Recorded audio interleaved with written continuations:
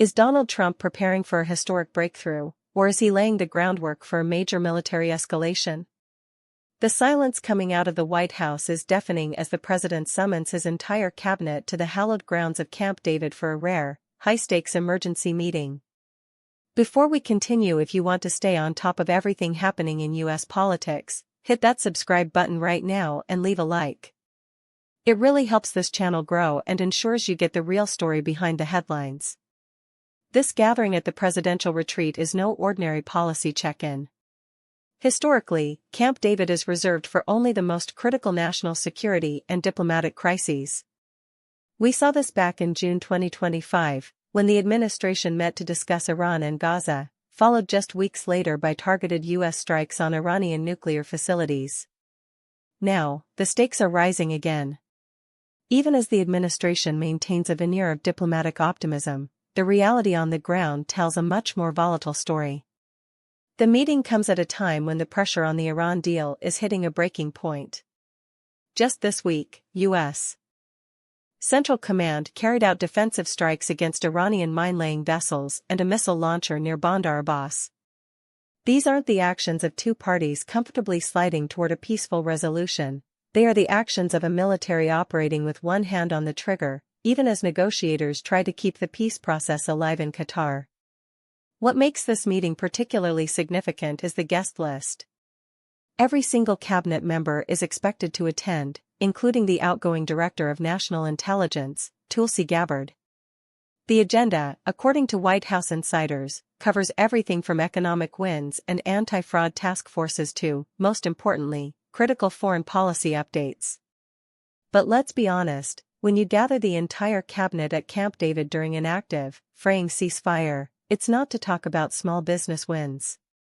It's to talk about whether the current strategy is actually working, or if the U.S. needs a fundamental shift in its approach to Tehran.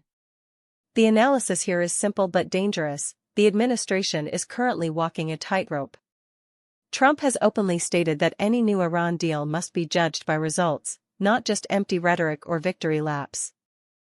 Yet, Iranian officials are publicly pushing back, claiming that a deal is far from imminent and demanding sanctions relief and open shipping access before even considering nuclear concessions.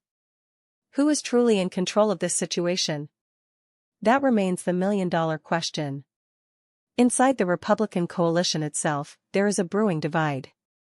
While Trump remains the central authority, some GOP lawmakers are beginning to whisper concerns about deeper U.S. military involvement in the Middle East. They fear that despite the talk of diplomacy, the administration might be getting drawn into a long-term conflict that the American public is not prepared for. If this meeting results in a change of course, we could see a rapid shift in how the U.S. handles the Strait of Hormuz and Iran's escalating uranium stockpiles. If the administration decides that diplomacy has failed, the military option that Trump has kept on the table is no longer just a warning, it becomes a reality. We are at a tipping point. The president is evaluating every card in his hand, and the decisions made in those rooms at Camp David will echo across the globe for years to come. Whether this leads to a new framework for peace or a total collapse of the current ceasefire is the question that should keep every American watching closely. So, I want to hear from you. Do you think Trump is right to keep the military option on the table to force Iran into a deal, or is he playing with fire by pushing the administration this close to a full-scale conflict? Drop your opinion in the comments below. I read every single one, and I want to know where you stand on this. The clock is ticking, the stakes are set, and the White House is making its move. Stay tuned, because this situation is evolving by the hour. I'm here to keep you updated on every development as it happens. Keep watching, and we'll be back soon with the latest.